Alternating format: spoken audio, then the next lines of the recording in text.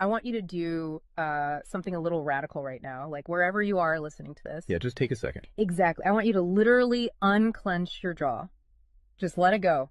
Drop your shoulders. Most of us don't even realize we're tensing up, you know? Right. And look, I don't care if you just finished, a grueling 12-hour shift on the hospital ward, or if you just stepped off a loud, dusty job site. Or even if you're just mentally exhausted from staring at screens all day long. Leave it at the door. It's over. You are officially entering quiet mode. So just take a deep breath. That's the baseline we need for this. It really is. And now I want you to look at the phone sitting next to you, or maybe the smartwatch on your wrist. Every single time that screen lights up, every time it buzzes, it steals exactly 23 minutes of your life. Welcome to the deep dive. It really is a staggering number to confront when you put it like that. 23 minutes Yeah. from one buzz. Yeah, because we tend to measure interruptions in like the seconds it takes to glance at a screen, right? Whoa! We completely ignore the massive cognitive debt we incur the moment we look away from our deep work. And that cognitive debt, that is exactly the central target of our mission today. Okay, let's unpack this. We are exploring The Sovereign Architect's Guide by Chillstar 08. Specifically, episode 6, which is titled Deep Work Dynamo, How to Finish Your Week in 4 Hours. Right. And if you remember in our last deep dive, we talked about installing the drawing those boundaries and reclaiming your personal space. But clearing the space is just step one. It actually reveals a much deeper, much more intimidating problem. Yeah, the void. What are we actually supposed to be building in that silence we just fought for? Because if we don't have a blueprint, the noise of the world is just going to rush right back in to fill it. Oh, for sure. We have this natural horror of a vacuum. The second our schedule opens up even slightly, our instinct is to pack it with activity. We just have to be doing something constantly. Exactly. We are culturally conditioned to equate motion with progress. Yeah. But Chillstar 08 introduces a really brilliant distinction here. She talks about the trap of idling. I love this concept so much. Think about a car engine, right? Mm-hmm. The engine is running, the pistons are firing, it's burning through all this expensive fuel, making a ton of noise and vibration. But the car is in park. Yes, it isn't going anywhere, and that is what most of our daily quote-unquote busyness looks like. We feel incredibly productive because we are in constant motion. Right. You check a text message while you're sitting at a stoplight. Or you answer a quick email while walking from your car to the front door. You stare at a spreadsheet on your laptop while, your family dinner is sitting right in front of you, literally getting cold. And that right there is the illusion of productivity. You end your day feeling physically and mentally depleted because you were constantly doing something. So you didn't actually do anything that matters. Exactly. If you step back and evaluate your legacy, the deep, meaningful work, the art, the business strategy, the relationships. Right, the relationships that actually move your life forward. None of it progressed. You spent 8 hours idling. You were everywhere, which means you were truly nowhere. Man, that hits hard. And this brings us back to that terrifying 23-minute statistic from the research she cites. I don't want to just gloss over this. No, we definitely shouldn't. Because understanding the mechanism behind it is crucial. Why does a 5-second distraction cost us almost half an hour? It basically comes down to how our prefrontal cortex manages working memory. Your brain is not a computer processor that can just run multiple applications in parallel. Right. We can't actually multitask. Exactly. When you are doing deep work, say writing a complex proposal, your brain loads this massive fragile web of context into your working memory. Like holding all the pieces of a puzzle in your hands at once. Yes. You are holding multiple variables, ideas, tones all at once. So when your phone buzzes and you glance at a text from your partner asking about groceries, your brain is forced to execute a context switch. So it has to dump all the proposal data just to load the grocery data. It literally flushes the working memory buffer, yeah. It has to process the new rules and the emotions associated with that text message. Wow. And then when you turn back to the proposal, you cannot just pick up where you left off. Your brain has to laboriously rebuild that entire web of context from scratch. Oh, I hate that feeling. Were you just staring at the screen like, what was I even saying? Right. It has to retrieve the thread of your argument. Remember the tone you were using, recall the variables. That rebuilding process takes an average of 23 minutes of cognitive effort. And it burns a ton of energy doing that, right? Massive amounts of glucose. That explains so much. I mean, that is why people hit 5 p.m. and feel physically exhausted, almost sick to their stomachs. Even if they've just been sitting in a really nice ergonomic chair all day. Exactly. They haven't been doing deep work. They've been doing cognitive gymnastics, just constantly flushing and reloading their working memory. They are burning fuel just to stay in park. So, okay, let me bring in what I like to call the transformer concept here. Because our focus is like an electrical grid. If you have, 50 browser tabs open, you are leaking energy as raw, unusable heat rather than concentrated light. That's a great way to look at it. So if we are all acting like our focus is this cheap renewable resource, how do we stop being what Chillstar 08 calls a subject to the pings of the world? I mean, how do we actually become the architect of our attention? Well, what's fascinating here is how she frames the philosophical shift we need. She says utility does not equal value. Oh, say that again. Utility does not equal value. Right. In the modern workforce, we have been completely conditioned to believe that being constantly available makes us valuable. Like if you answer a Slack message in 3 seconds, you're the hero. Exactly. You are praised as a good worker. Or if you jump on a Zoom call with like 5 minutes notice, you're a team player. But that is just utility. I mean, being highly available makes you a commodity. You're like a human router just passing information back and forth. And routers are easily replaced. True sovereignty, true value comes from being impactful. You simply cannot make a deep, lasting impact if your attention is constantly fractured by the agendas of other people. Yeah, when you operate like that human router, you are spending your finite, precious Mondays executing someone else's script. You're a subject to the pings of the world. Okay, so we know the biology of why this destroys our focus, and we understand the philosophical trap of, trying to be too available, but how do we actually fix the mechanics of our workday? We have to build the deep work dynamo. Right. So think of your attention like water pressure. If you poke 50 tiny holes in a garden hose, open browser tabs, email notifications, group chats. The water just trickles at the end. Exactly. You cannot wash a car with a trickle. You're just making the driveway wet. That's true. So the Dynamo Audit she lays out, it's about putting a high pressure nozzle on that hose. It narrows the opening to create a stream powerful enough to actually blast through the dirt. And the first step in that audit is auditing the physical environment itself. She calls it analyzing your signal-to-noise ratio. Okay, so visualize your workspace right now. She asks you to determine if it is a sanctuary or a transit hub. Let's be honest. Most of us are operating in transit hubs. A transit hub is a place of constant arrival and departure. People walking by, announcements over the loudspeaker, just a blur of motion. Yeah, and you can't build a legacy in a train station. But we need to push past the basic phones are distracting advice, right? Because our listeners already know that. Oh, absolutely. Chillstar 08's rule is much more brutal than that. She says if the phone is even sitting on your desk, even face down, it is acting as a parasite on your cognitive grid. A parasite, just by being in the room. The research supports this entirely, by the way. The mere presence of a smartphone in your visual field, even if it is completely powered off, measurably reduces your cognitive capacity. Because your brain is having to actively expend energy to ignore it, right? Exactly. It is running a background process that just keeps saying, don't check the phone, don't check the phone.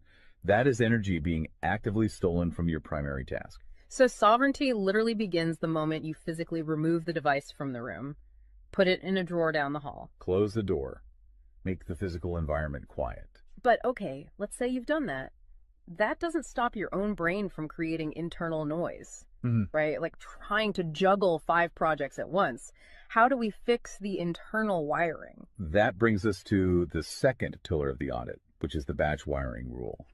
This directly addresses the danger of switching fatigue, which we touched on with that 23-minute penalty. Right, the cognitive glucose burn. Yeah. When we attempt to multitask, like writing a creative brief, then pausing to check inventory levels, then answering 3 customer service emails. And then trying to go back to the brief.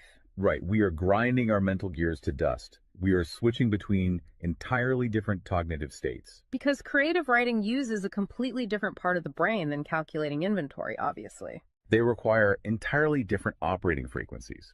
So the batch wiring rule dictates that you must group similar tasks together based on their cognitive load. Okay. And you do not switch the current until that specific type of work is completely done. You do all your deep analytical thinking in one high voltage burst. And then you save all your reactive administrative stuff for a separate lower voltage block later in the day. Precisely. It's all about staying in one gear. Like if you are driving up a really steep hill, you don't constantly shift between first gear and fifth gear. You lock into the gear that provides the right torque and you just ride it out. That's a perfect analogy. But okay, here's where it gets really interesting. This leads to the third pillar of the audit, and this is where I actually need to seriously push back on the source material a bit. She calls this the zero access window. Ah, yes. This is usually where the resistance starts for people. Because it sounds impossible for a normal person. She says you cannot just plan to be focused, right? You have to legally schedule it. You have to lock in one sovereign hour. Yeah, 1 hour where you are legally dead to the outside world. No boss, no family, no, hey, do you have a second for a quick question? Just you and the blueprint. It's extreme, yes. But let's do a reality check here. I mean, I see how that works for a solo digital entrepreneur or a freelance writer, but what about someone whose literal job description is to be available? Right, like an IT support specialist. Or a floor manager, or a nurse on a ward, or even, a parent at home with a toddler. How do they justify just vanishing? It feels like this advice only applies to a very specific, privileged type of worker. That is the most common and, frankly, the most valid hurdle to this entire system. But we really have to look at how the principle scales, and we have to look at the internal psychology of the worker. Okay, walk me through that. First, let's address the context of Chillstar '08's own life. She is not some solitary monk living on a mountain. She is a wife, a mother, and a grandmother. Oh, wow. Okay. Yeah, and she runs a luxury travel agency and a digital marketing business. Her entire professional and personal life is built around communication and client management. She probably receives hundreds of legitimate demands on her attention every single day. So she is really in the thick of it. She isn't just speaking from some ivory tower. Far from it. She implements the zero access window because of those demands, not in spite of them. Now, for the IT manager or the nurse, obviously, you cannot vanish while on active duty if your role is acute response. Right. You can't ignore a burning server or a patient monitor. Exactly. But the principle applies to the deep work surrounding the active duty, the scheduling, the charting, the strategic planning. Even in highly reactive jobs, there is legacy work that gets pushed to the margins. That makes sense. And the challenge isn't just logistical, it is deeply psychological. It's the internal guilt, isn't it? Yes, exactly. People feel like bad employees or bad parents or bad partners when they set a hard boundary. Yeah. We tie our entire self-worth to our responsiveness. We think, if I am not instantly available, I am failing them. Man, that is so true. We feel guilty for taking an hour to ourselves. But setting a zero access window is not about neglecting your family or your team. It is about condensing your high level work into massive, high impact bursts of energy so that you can actually be present later. Wow. Okay. Consider the alternative. If you don't carve out that absolute focus, you end up giving your family or your team partial fractured attention for 12 hours straight. Exactly. You are physically at the dinner table, but mentally you are drafting an email. Or you are sitting on the floor playing with your kid, but you're checking a Slack notification over their shoulder. You are trading constant low quality availability for scheduled high quality presence. It is entirely about communicating boundaries to protect the quality of the time you do give people. You tell your team, look, I am going offline for 60 minutes to finish this crucial report. If the servers literally catch fire, call this specific emergency number. Otherwise, I will address all questions at 11:00 a.m. Right. You aren't vanishing to hide. You are vanishing to get the work done efficiently so you can actually live your life. Which brings us to the ultimate why behind this entire system. Because once you fight through that guilt, once you build this 4-hour fortress, you have to know what it is all for. It's not just about becoming a hyper-efficient robot. No, because if you use these tools just to do more of your boss's busy work or to take on 3 more stressful projects, you have entirely missed the point. You are just speeding up the treadmill. If we connect this to the bigger picture, the destination we are driving toward is a concept she calls passive magnetism. Okay, break down passive magnetism for us, because it sounds a bit abstract. Think of it as the gravity your work generates when it is undeniably good. Most people operate with active desperation. They're loudly networking, constantly posting, aggressively chasing clients or promotions. Just relying on sheer volume to get noticed. Right. Passive magnetism is the exact opposite. It is the ability to attract results, clients, wealth, legacy, or respect through the undeniable quality of your deep work. Because you actually took the time to build something substantial rather than just talking about building it. Yes, when you engage the deep work dynamo, you produce work so concentrated and so valuable that it acts as a magnet. You don't have to chase the market comes to you. And the ultimate prize of achieving that passive magnetism isn't just more work. The prize is time. Time is the ultimate currency. The dream of the sovereign architect is to finish an entire week's worth of business output in just 4 hours. You do this high voltage work often while the rest of the world is literally still hitting the snooze button. You free up the remaining hours so you can go be a traveler, so you can be a creator. So you can be a fully engaged grandparent like Chillstar 08. Exactly. She frames it beautifully in the source text. She says, we wire for silent so we can live in volume. Oh, I love that. We embrace the discipline of the quiet fortress so that our actual lives can be loud, vibrant, and fully experienced. We are finally taking control of the dial.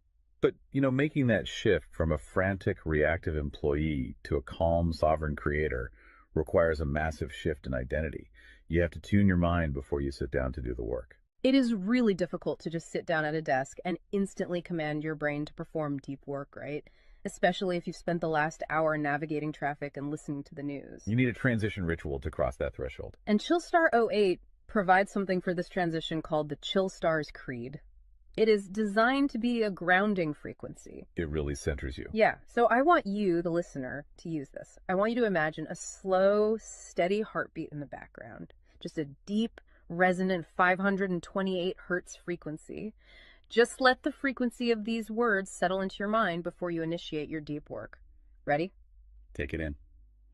I am grounded in peace. I am reaching for my stars. My light is my own. I am a star and I will shine bright. I will reach for the sky. I release what was. I embrace what is becoming. Using a creed like that is just such a powerful behavioral trigger. It really shifts your state. When you speak those words, even just internally, you are consciously reminding yourself that your light, your focus, your energy is your own. It does not belong to your inbox. This does not belong to the algorithm. Right. You are releasing the frantic energy of the morning and embracing the sovereign focus of the architect. So we always want to translate this high-level theory into ground-level reality for you. We don't want you to just listen to this and go right back to idling. Definitely not. Here's your 1% install. This is your micro-win to take action on this deep dive immediately. Tomorrow morning, before the world starts demanding your attention, before you check a single news site or open your email, I want you to set a timer for exactly 60 minutes. Put your phone in another room entirely. Yes, physical distance. Do not open any extra browser tabs. Pick one legacy task, just one, and flip the switch on your very first sovereign hour. And be prepared for it to feel incredibly uncomfortable at first. Your brain will crave the dopamine hit of a notification. Oh, you will feel an almost physical itch to check your messages. But if you can sit in that silence, if you can endure that initial friction, you will watch the dynamo start to spin. You will enter that flow state, and the old blueprints of hustling and grinding will be completely burned away. And look, if you want the actual templates to automate this piece, the specific tools and step-by-step guides to build the system out completely and protect your location-independent freedom, you can join the Sovereign Fortress on the Chillstar 08 school community. All the blueprints are there waiting for you. They really are. As we wrap up this deep dive, I want to leave you with one final thought to explore on your own. We have spent this entire session talking about the mechanics of work. We've talked about condensing your week's output into just 4 hours of pure, undistracted focus. But if you actually achieve that, you're going to be faced with a beautiful, kind of terrifying question. What's that? Who are you going to become in the remaining 164 hours of your week? What if your true legacy has absolutely nothing to do with what you produce while you are busy, but entirely to do with who you are when you are finally completely silent? Wow. Unclench that jaw. Drop those shoulders. Step into the quiet. Go be great and flip the switch. We'll see you on the next deep dive.